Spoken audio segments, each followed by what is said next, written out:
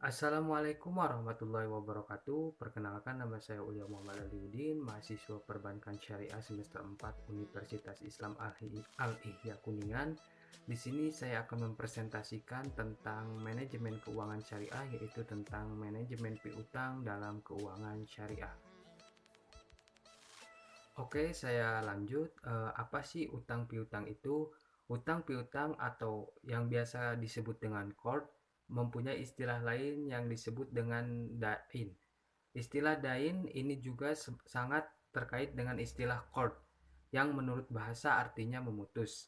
Menurut terminologi fikih, bahwa akad hutang piutang adalah memberikan sesuatu kepada seseorang dengan perjanjian bahwa dia akan mengembalikan sesuatu yang diterimanya dalam jumlah yang sama dan dalam waktu yang telah disepakati oleh keduanya. Dasar hukum utang piutang sendiri terdapat dalam Al-Quran, hadis, dan juga ijma. Dalam Al-Quran terdapat dalam surat Al-Baqarah ayat 245, yang artinya siapakah yang mau memberi pinjaman kepada Allah, pinjaman yang baik, atau menafkahkan hartanya di jalan Allah, maka Allah akan melipat gandakan pembayaran kepadanya dengan lipat ganda yang banyak. Allah menyempitkan dan melapangkan rezeki, dan kepadanya lah kamu dikembalikan. Quran Surat Al-Baqarah ayat 245.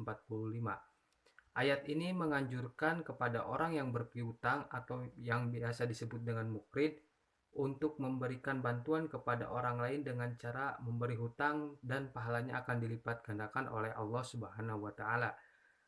Dari sisi orang yang berhutang atau muktarid, diperbolehkan berhutang untuk hal-hal yang bermanfaat dalam memenuhi kebutuhan hidupnya dan mengembalikan pinjaman dengan jumlah yang sama. Sedangkan di dalam hadis Rasulullah SAW yang artinya tidak ada seorang muslim yang memberi hutang kepada seorang muslim dua kali kecuali seolah-olah dia telah bersedekah kepadanya satu kali. Hadis riwayat Ibnu Majah. Hadis ini menjelaskan bahwa orang yang berpiutang atau mukrid akan diberi pahala yang berlipat ganda, di mana dalam dua kali menghutangi seperti pahala sedekah satu kali. Lalu apa saja sih faktor-faktor yang mempengaruhi piutang tersebut? Menurut Rianto tahun 2010 terdapat beberapa faktor yang mempengaruhi jumlah piutang, yaitu sebagai berikut. Yang pertama, karena volume penjualan kredit. Yang kedua, syarat pembayaran penjualan kredit. Yang ketiga, ketentuan tentang pembatasan kredit atau plafon kredit. Yang keempat, kebiasaan membayar pelanggan. Dan yang kelima, kebijakan dalam pengumpulan piutang. Lalu aturan umum utang piutang berdasarkan Al-Quran dan Sunnah.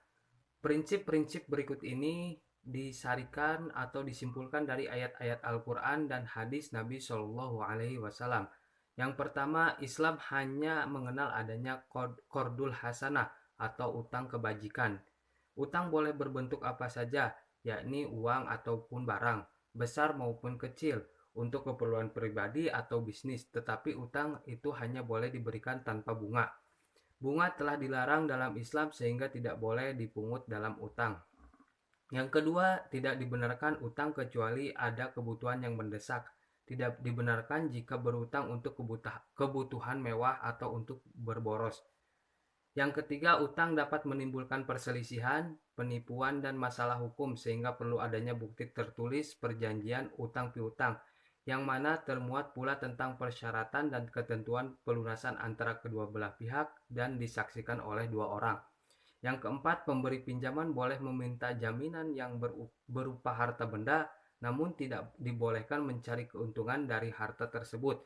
Yang kelima, pelunasan utang adalah prioritas pertama sebelum harta almarhum dibagi di antara para ahli waris. Yang keenam, pelunasan utang lebih dari jumlahnya adalah halal, asal tidak diperjanjikan terlebih dahulu. Yang ketujuh, utang haruslah dilakukan dengan niat untuk melunasinya. Yang kedelapan, kreditur atau yang meminjami berhak menggunakan kata-kata kasar untuk menagih utangnya yang belum dibayarkan. Yang kesembilan, jika seorang debitur atau yang dipinjami dalam keadaan susah dalam finansial, yang mana dimungkinkan tidak mampu untuk membayar utang, Jika kreditur mengurangi jumlah kewajiban utang yang akan dibayarkan, ia akan mendapatkan pahala dari Allah Subhanahu wa taala. Yang ke-10, seorang debitur atau yang dipinjami berhak menerima zakat untuk meringankan utangnya. Yang ke-11, jika terjadi perselisihan di antara pihak yang berutang, maka hakim atau penguasa harus menengahi masalah tersebut. Yang ke-12, membebaskan debitur atau orang yang dipinjami miskin adalah perbuatan terpuji yang akan mendapat ganjaran dari Allah Subhanahu wa taala. Dan yang terakhir, yang nomor 13, jika seorang miskin meninggal dunia dan meninggalkan utang, maka negara Islam bertanggung jawab membayarkan utang tersebut dengan diambilkan dari dana zakat.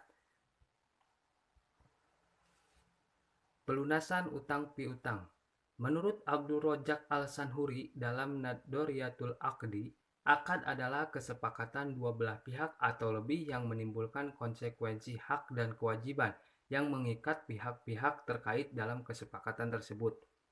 Akad yang sudah terjadi dan disepakati harus dipenuhi dan tidak boleh diingkari. Berdasarkan surat Al-Maidah ayat 1, maka para pihak yang terikat dalam suatu perjanjian atau akad wajib untuk memenuhi kesepakatan-kesepakatan yang telah diperjanjikan. Sehingga setiap yang berutang wajib memenuhi kewajibannya, yakni melunasi utangnya sebagaimana yang telah disepakati. Pinjaman boleh sampai batas waktu tertentu, tapi jika tidak sampai batas waktu tertentu, itu juga lebih baik. Lalu sanksi apa sih yang diberikan kepada seseorang yang apabila mengalami kegagalan dalam pembayaran? Dalam pelaksanaan akad pembiayaan dari lembaga keuangan syariah, baik berdasarkan akad jual beli maupun akad lainnya, ada kalanya nasabah tidak memenuhi kewajiban pembayaran. Adapun nasabah yang tidak membayar tersebut terdiri dari nasabah yang mampu membayar tetapi menunda pembayaran dan nasabah yang tidak belum atau mampu membayar karena force majeure. Berkaitan dengan hal tersebut, hadis Nabi yang diriwayatkan oleh An-Nasai dari Syuraid bin Suwaid, Abu Daud dari Syuraid bin Suwaid, Ibnu Majah dari Syuraid bin Suwaid, dan Ahmad dari Syuraid bin Suwaid berbunyi yang artinya menunda-nunda pembayaran yang dilakukan oleh orang mampu menghalalkan harga diri dan pemberian sanksi kepadanya. Berdasarkan hadis tersebut, lembaga keuangan syariah diperbolehkan mengenakan denda kepada nasabahnya yang tak memenuhi kewajiban pembayaran dengan sejumlah nominal tertentu yang disepakati pada saat akad dibuat dan ditandatangani. Karena apabila seseorang debitur itu mampu tetapi menunda pembayaran, maka debitur tersebut telah berbuat zolim kepada kreditur. Oleh karena itu, denda digunakan untuk memberikan kedisiplinan agar nasabah melaksanakan kewajibannya. Namun perlu diperhatikan, Fatwa DSN MUI 17/2000 menegaskan bahwa sanksi yang dikenakan lembaga keuangan syariah berlaku terhadap nasabah yang mampu membayar tetapi menunda-nunda pembayaran dengan sengaja. Apabila nasabah tidak atau belum mampu membayar disebabkan oleh force majeure, maka tidak boleh dikenakan sanksi. Denda tidak termasuk riba karena riba adalah penambahan pendapatan secara tidak sah atau batil, antara lain dalam transaksi pinjam-meminjam yang mempersyaratkan nasabah penerima fasilitas mengembalikan dana yang diterima melebihi pokok pinjaman karena berjalannya waktu atau nasi'ah. Sementara denda didasarkan pada prinsip ta'jir, yaitu untuk memberikan hukuman agar nasabah lebih disiplin melakukan kewajibannya. Selanjutnya yaitu hiwalah. Apa sih hiwalah? Hiwalah secara etimologi adalah istilah dari kata tahawul, artinya berpindah, atau tahwil yang berarti pengalihan.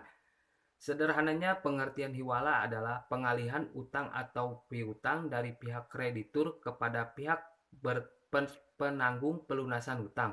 Konsep hiwalah adalah memindahkan utang dari muhil sebagai peminjam pertama kepada pihak muhal alaih sebagai peminjam kedua.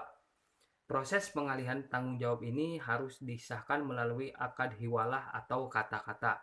Dasar hukum hiwalah yaitu berpedoman pada Al-Quran dan hadis. Berdasarkan Quran Surat Al-Baqarah ayat 282 mengatakan bahwa, hai orang-orang yang beriman, apabila kamu bermuamalah tidak secara tunai untuk waktu yang ditentukan, hendaklah kamu menuliskannya, dan hendaklah seseorang penulis di antara kamu menuliskannya dengan benar. Adapun rukun hiwalah, yaitu yang pertama muhil.